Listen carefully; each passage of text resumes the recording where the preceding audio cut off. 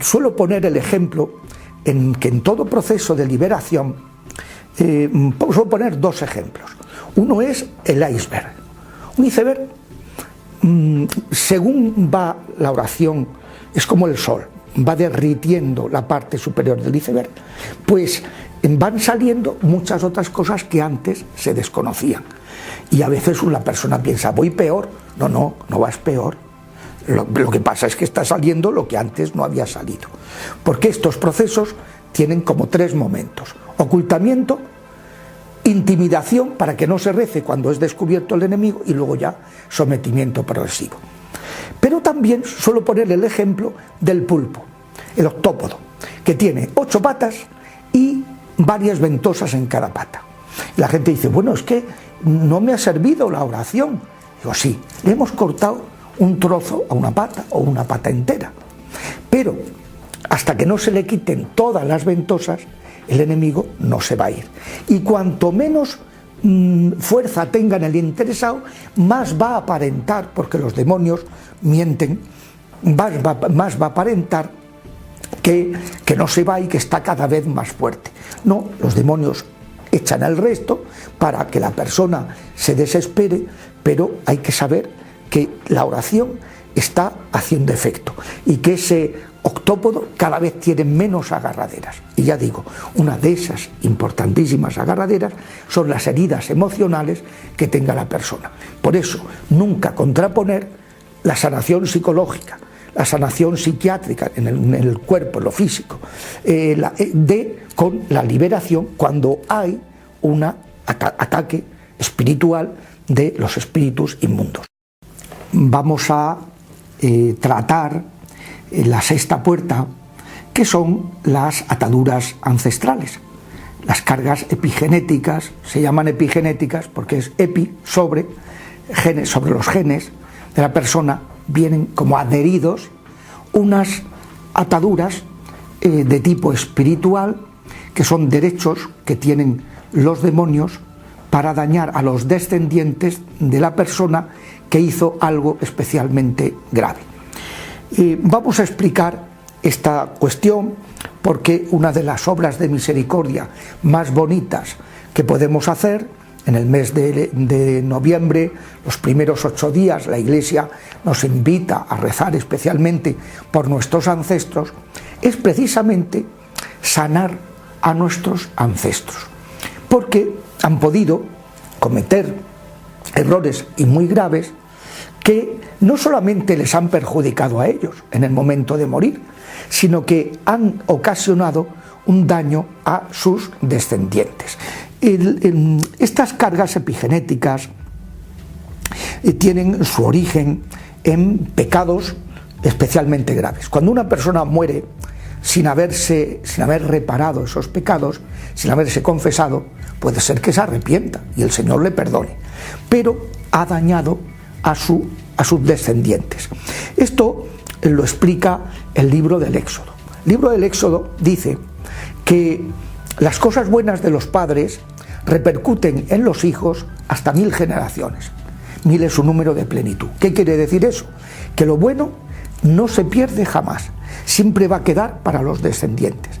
En cambio, Dios, que es muy bueno, ha puesto un coto. Gracias al sacrificio de Cristo, los demonios no tenían derecho a atacar a Jesucristo. Y entonces ha puesto un coto a los ataques, las consecuencias que puedan tener los pecados muy graves en los descendientes. Dice que solo hasta la 4ª generación. Ahí ya, a partir de ahí, no les deja. No significa que todo mal que haya proceda de los antepasados. Cristo le presentaron un ciego de nacimiento y le preguntaron, ¿quién pecó, él o sus padres? Y dice, ni él ni sus padres. En ese caso no había una herencia ancestral, pero sí que puede haberla, y por eso hay que rezar por los antepasados para romper esas ataduras que pueda haber hasta la 4ª generación. Me acuerdo una ocasión, me vino una señora diciendo que estaba muy preocupada porque hacía pocos días se encontró al salir de casa un pájaro muerto en la puerta, en el suelo, y 2 años antes, cuando pasó eso, ese día murió su hermano. Y entonces le dio mal cosa y dijo: hoy no sale nadie de esta casa. Cerró la casa, le dijo al marido y a los hijos que ahí no salía nadie. Y se puso a mirar por toda la casa a ver si encontraba algo, algún hechizo, alguna cosa rara. Y de pronto le habían regalado una tablet a una hija de 13 años hacía un mes. Y se la encontró que no estaba cerrada. Y se metió en la tablet de la hija. Y empezó a husmear. Y se dio cuenta que estaba chateando con un chico que decía que tenía 18 años, luego se descubrió cuando fue a la cárcel que tenía 24 o 25, y habían quedado esa mañana para verse. Supuestamente era previsible que la fuera a forzar. Entonces, pues me dijo: claro, fíjese, esto nunca nos había dado problema y tal.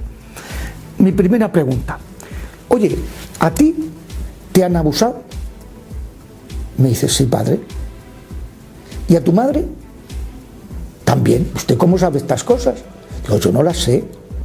Pero que una chica que nunca ha dado problemas de pronto se meta en ese lío tan grande, arriesgando su vida, arriesgando su integridad sexual, sin ninguna explicación, una chavala que no os ha dado problemas hasta ahora, a mí me parece que aquí podría haber pues una herencia ancestral, como efectivamente así lo había, se rezó y el tema fue sanado. Y hay que cortar esas cadenas intergeneracionales. A veces ha habido consagraciones a Satanás, a veces ha habido una persona que ha arruinado a su familia, ha habido suicidios, ha habido adulterios, ha habido pecados especialmente graves que pueden crear una atadura y que lo que hay que hacer pues es sanar ese árbol. Se suele hacer una oración que dura, que tiene como 3 aspectos. Por una parte, ir a misa y ofrecer una misa por cada una de las 5 generaciones paternas y por cada una de las 5 generaciones maternas.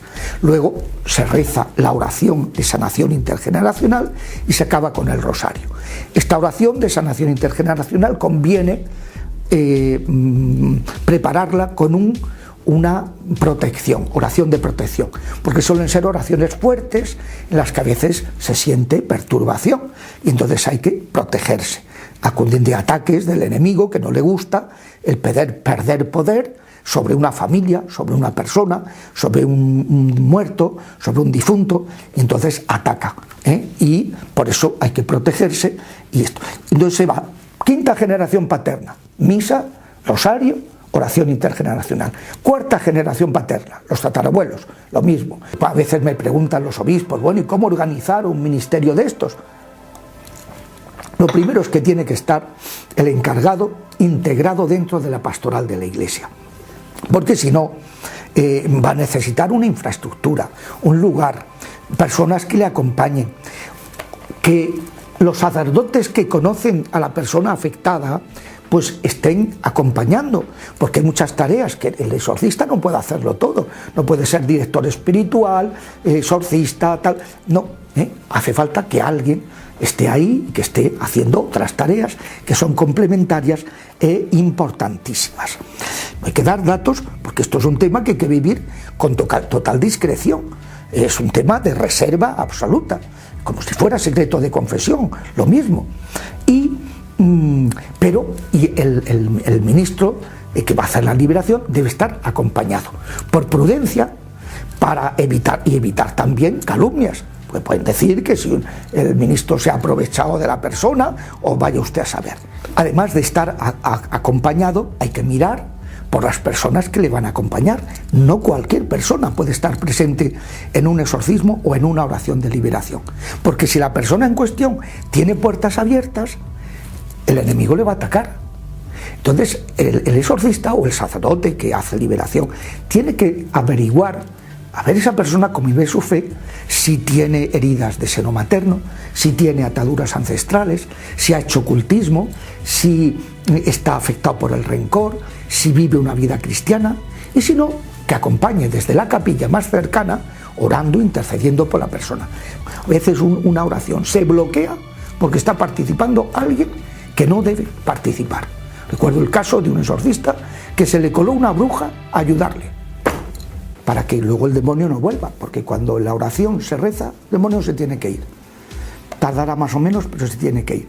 Pero si tiene puertas abiertas, regresa, como dice el Señor en el Evangelio. Lucas lo cuenta así, dice, se volvió, se encontró la casa limpia, pero la puerta abierta, y entró con 7 más, y el final fue peor que el principio.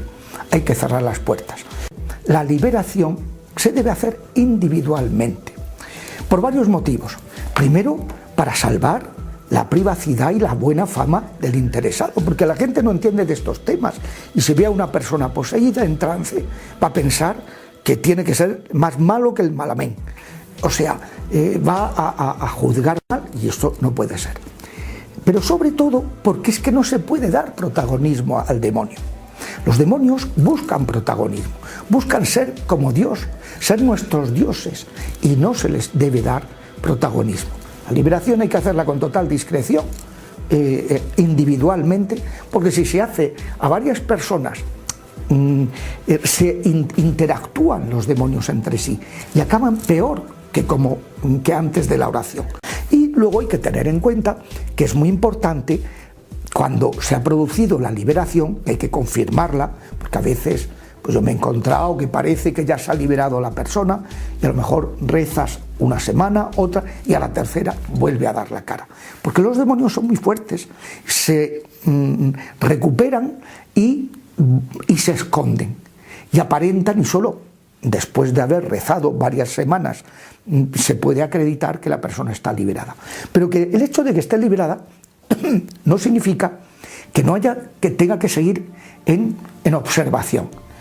Hay que seguir afianzando ese proceso con la sanación interior, porque esa persona ya no va a tener posesión, por ejemplo, desde dentro, pero sí va a poder seguir teniendo ataques exteriores, y hay que ayudarla y hay que acompañarla hasta que todo eso se haya superado. Yo ahí suelo aconsejar lo que recomendó la reina de la paz en Medjugorje, pues las 5 piedras. Dice la oración, especialmente el rosario de la mano de la Virgen. Segundo, el ayuno. Todos tenemos que ayunar en aspectos de nuestra vida donde nos hemos de corregir. La tercera piedra es la vida eucarística, la Santa Misa, la adoración, la comunión eucarística. La cuarta piedra es la confesión sacramental mensual, al menos mensual. Y la quinta, la palabra, la formación, la lección divina, el dejar escuchar al Señor, el formarse, el conocer cada vez más al Señor. Esto, yo creo que esto es una base muy sólida para una vida espiritual bien asentada, que haga que la persona que ha estado afectada por estos ataques se mantenga fuerte y bien. ¿Qué diferencia hay entre una oración de liberación y un exorcismo? Son lo mismo, pero uno está hecho con una oración oficial en nombre de la Iglesia, es una celebración litúrgica, y aunque sea con pocas personas, y la oración de liberación es una oración privada que puede hacer cualquier obispo, cualquier sacerdote, cualquier diácono o cualquier bautizado.